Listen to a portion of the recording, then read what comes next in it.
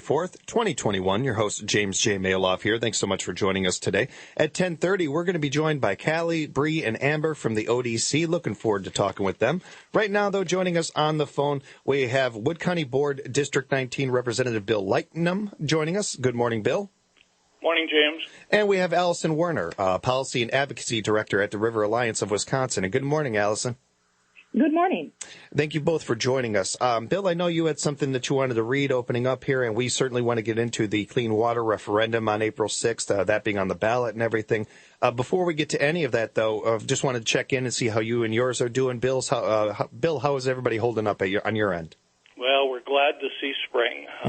Like everybody, it was a long and closed winter, and it's good to be able to get out and walk the dog. Hear, hear. Allison, how is everybody on your end doing?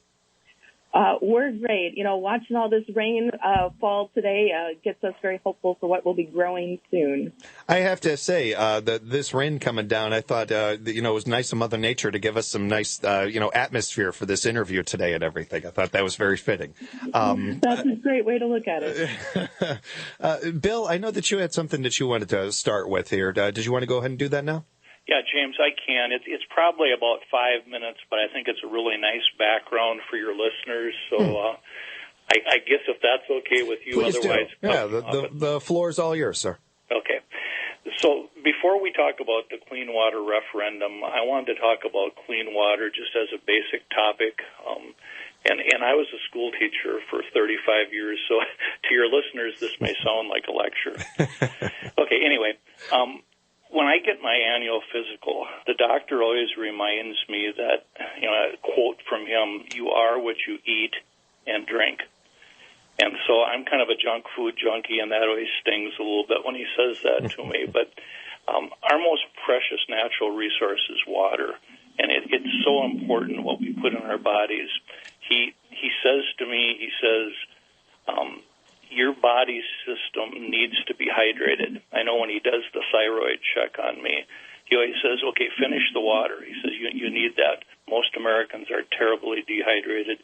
You need to flush your system out. So your viewers will remember the bubbler from school. I remember a trip out west where I drank from a mountain stream. That water is just so vital to us. And when we open our home tap, that's just an assumption that we make, that water is pure, 100% pure and clean. So it really doesn't matter, I guess, if it's a municipal system where you get your drinking water or a rural well. And I don't mean to frighten your listeners, but the federal EPA has measured our drinking water's purity and cleanliness in parts per million and parts per billion. And they found that there's microscopic, I guess for right now we'll just say stuff in it, unhealthy stuff that's in your drinking water. In most cases, you can't smell the stuff, you can't see it, you can't taste that stuff, but it's there, and it can make us all sick. So let's talk about that stuff for a minute that's in your drinking water. And maybe the best thing to do is to call it pollution. So if you live in a rural area and you have your own well, and you can filter some of that pollution out, but the thing is you have to remember to change your filters periodically, and you don't get it all. And if you live in a city, Kevin Mazarik at the Center for Watershed Science at UW-Stevens Point has reminded me numerous times that the solution to pollution is dilution. So what the cities do, what the municipal water utilities do, if they have widely spaced municipal wells, they simply dilute the pollution. So you can filter it and you can dilute it, but you probably don't want to put chemicals in it. So back to rural wells for a minute, the pollution that's in them. The environmental health officer at Wood County Health Department tells me that boiling your drinking water, if you would find, as we do in southern Wood County, if you'd find nitrates in it, that boiling concentrates the nitrates, it concentrates the pollutant. So you don't want to do that.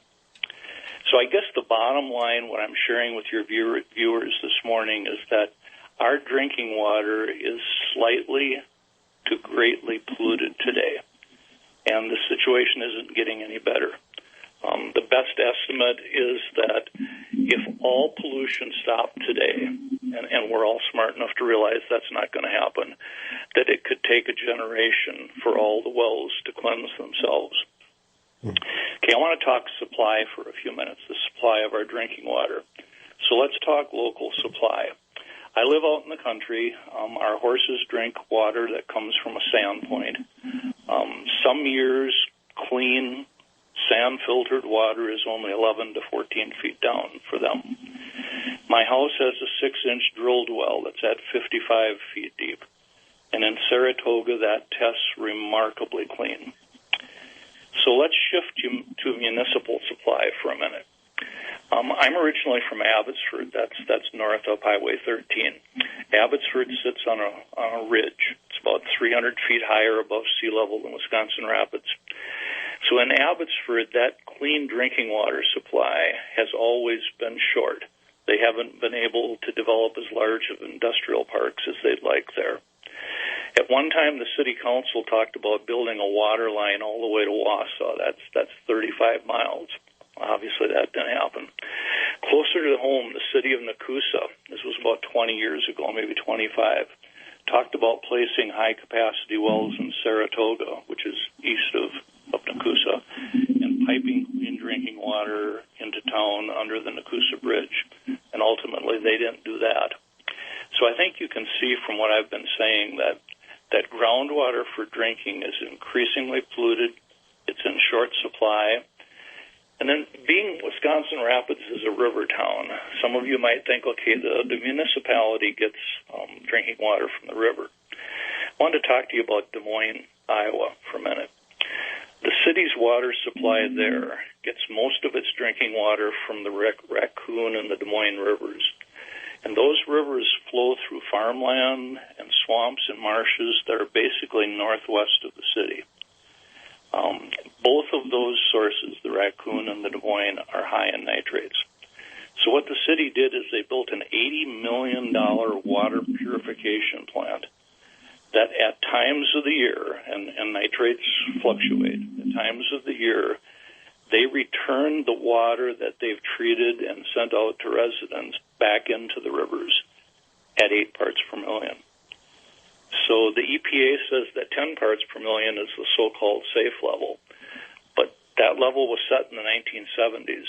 And researchers today think that level should probably be set at something like 3 parts per million to be safe for the general public. Pregnant women and small children are urged not to drink water containing even 2 parts per million nitrates. So I think from all that I've shared with you this morning, and I'll quit now, I think you can see that this Clean Water Referendum is greatly needed. So, James, back to you. Well, Bill, thank you first off for that. I really do appreciate it, and I want you to know that I was taking notes. So if we're being tested afterwards, to your old teaching days and everything, I'll be ready.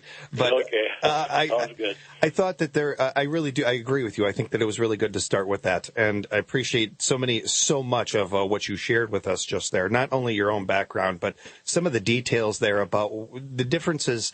What we need to understand kind of going into the ballot here and talking about clean water in general. There was a line that a friend of yours said, a solution to pollution is dilution, that stands out as well to me about that. And maybe if we have time later, we can dive into the meaning of that a little bit more. But I want to get to the topic at hand and certainly get Allison, give her some work to do here, too.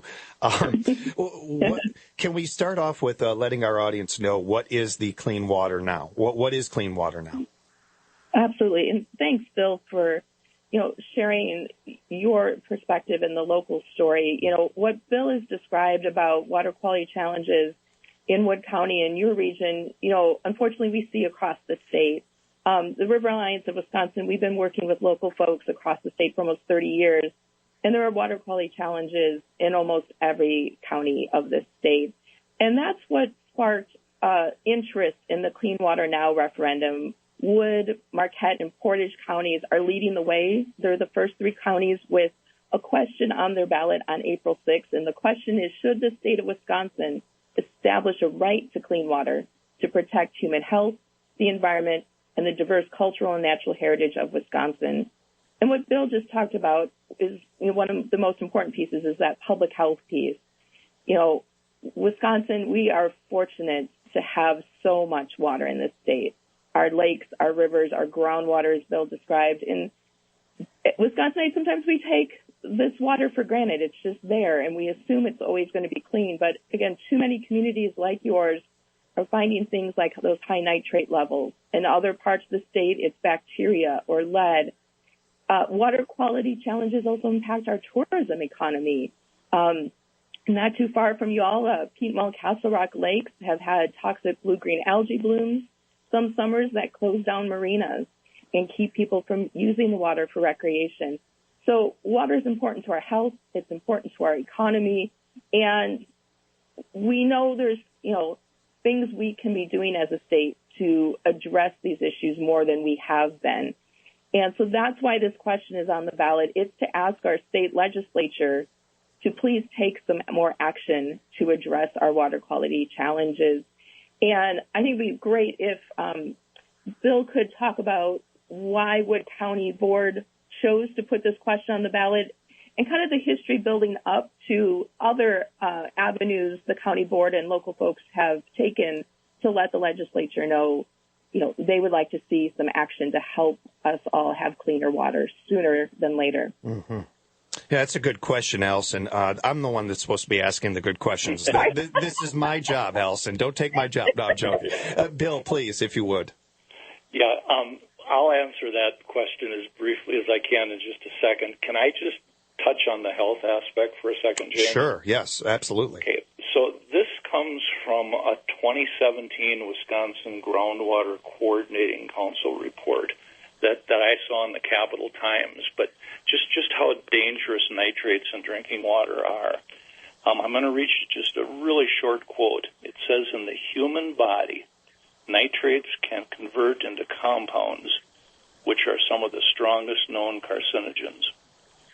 And so the things that drinking that water over a long period of time can cause, and maybe not even a long period of time, are birth defects, like neural tube defects, blue baby syndrome, diabetes, non-Hodgkin's lymphoma, gastric cancer, bladder and ovarian cancer in older women, thyroid conditions, reproductive problems. And actually, I quoted the Groundwater Coordinating Council. That came out jointly from the U.S. Food and Drug Administration, too. Okay, I know you asked me a different question. I'll answer the other question. It's all right. That was important to get in. I appreciate you getting that in. Okay, so Wood County, and I can trace this back a ways, and then I need a little bit of help, but I've been on the county board since 2014, and I know Wood County had a long history of concern for clean water, but it was predominantly through one supervisor who's appeared on this program before, who was lonely, battling it by himself. And then I got in 2014, and then we started getting bombarded with all kinds of information in the print and electronic media about, the cleanliness of our water. So anyway, as time went on from 2014 to 2017, 2018, 2019, more and more came out in the general public, and our supervisors became more and more educated. But then 2019 was the year when Governor Evers declared the year of clean drinking water.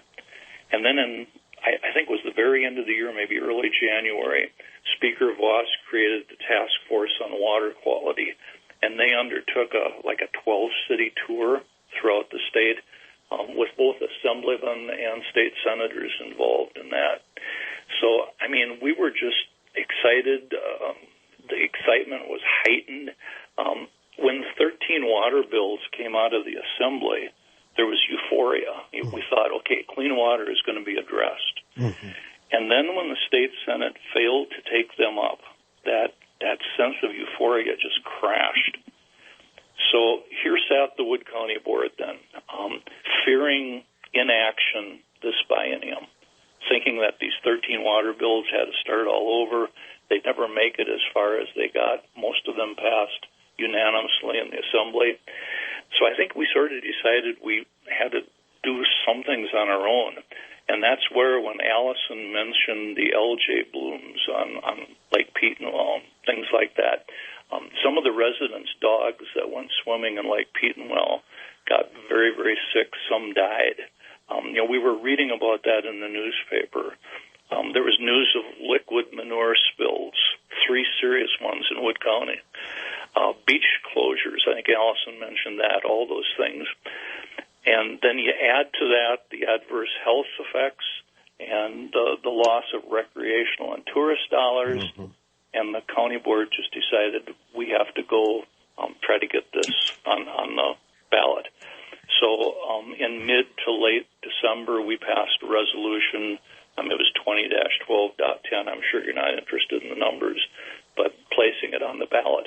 And that was nearly unanimous. That was an 18-1 vote in the Wood County Board.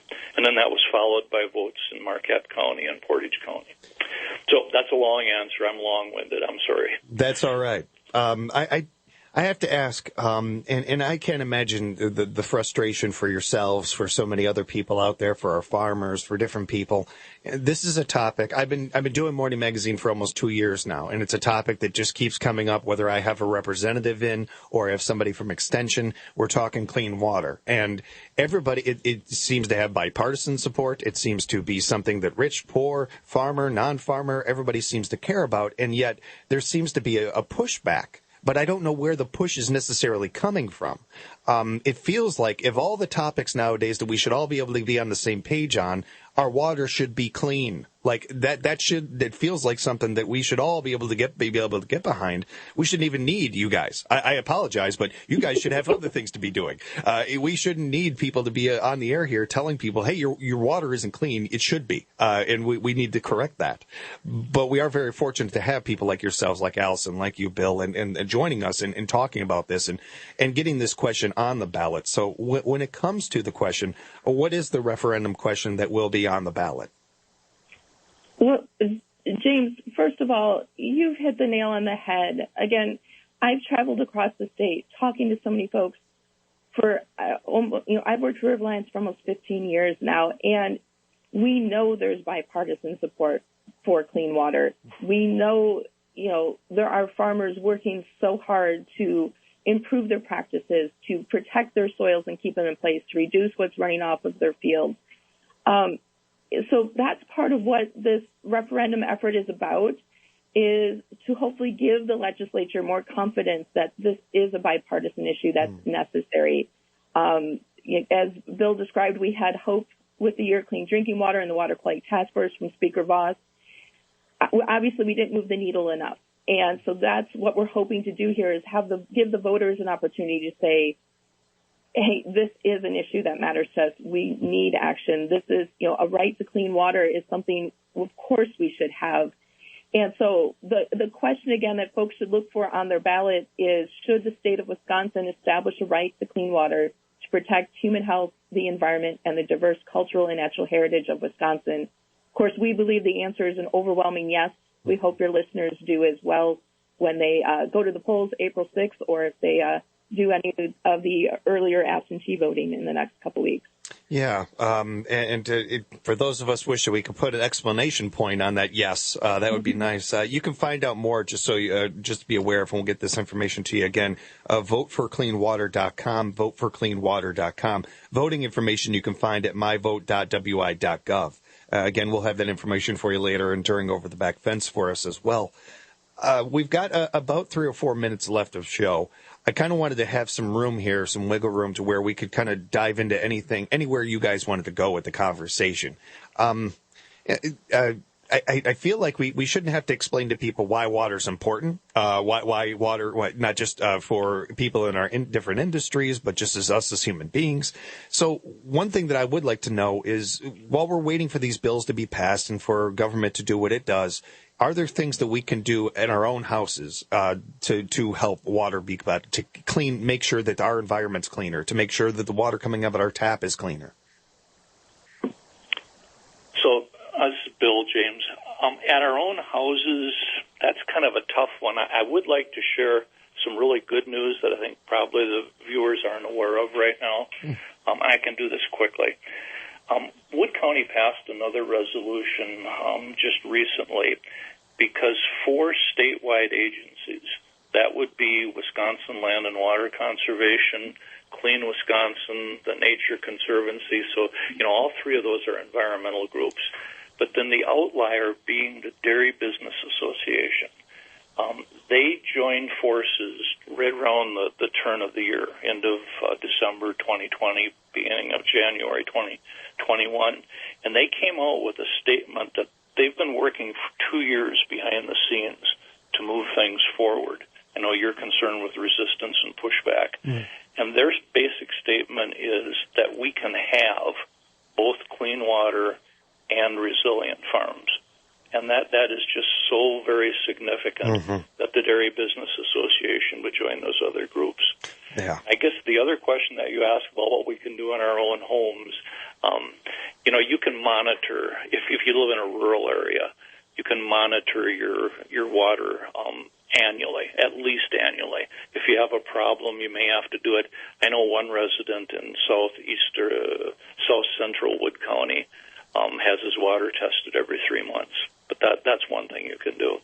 I'll throw it back to Allison if she's got something. Well, Bill, thanks for covering those. The other things I can add is, for an individual homeowner, it's the same for a homeowner or a farmer. This rainy day we have right now, James, as you said, it's a nice coincidence for us that we have rain falling from the sky. When that rain hits the ground, it's going to connect with what's there and runs off. So your lawn fertilizer, is one thing to think about. It's, for agriculture, it's making sure, again, those soils stay in place so that the nutrients that are connected to the soils don't run off into our waterways. Homeowners that use septic systems, making sure they're well maintained is another thing to think about. And just to lift up again what Bill's talked about, River Alliance has a program called Clearwater Farms. We've been working with agriculture for years. There are so many folks wanting to do right by their water, and some of those water quality task force bills were giving funding and support to farmers and those in the agricultural communities that want to innovate, that want to try some new practices. It was giving them some policies and tools to help them do that. So that's part of what this is all about too, is, the state has ability to give support and tools to homeowners, to, farmers, to help them all do the best they can to protect our waters. And we need that action from the state to help folks. It's everything from the well compensation program to help those that have contaminated wells address issues.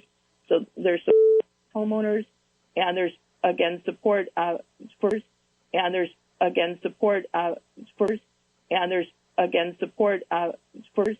Well said, and a great place to end on. Again, you can find out more information about this topic at voteforcleanwater.com, voteforcleanwater.com, and find out more about voting options and voting, anything that you need to know about getting your vote in, myvote.wi.gov. Allison, thank you so much for being with us. Bill, thank you so much for the time and everything that you're doing for our state, for our clean water. Keep up the great work, and we'll talk again with you real soon. Thanks, James. Thank you. I appreciate the time from both of you. And again, we will talk with them again very soon. Appreciate them joining us. Coming up in part 2 today of Morning Magazine, we have our friends from the ODC will be with us just in a few on AM 1320 WFHR.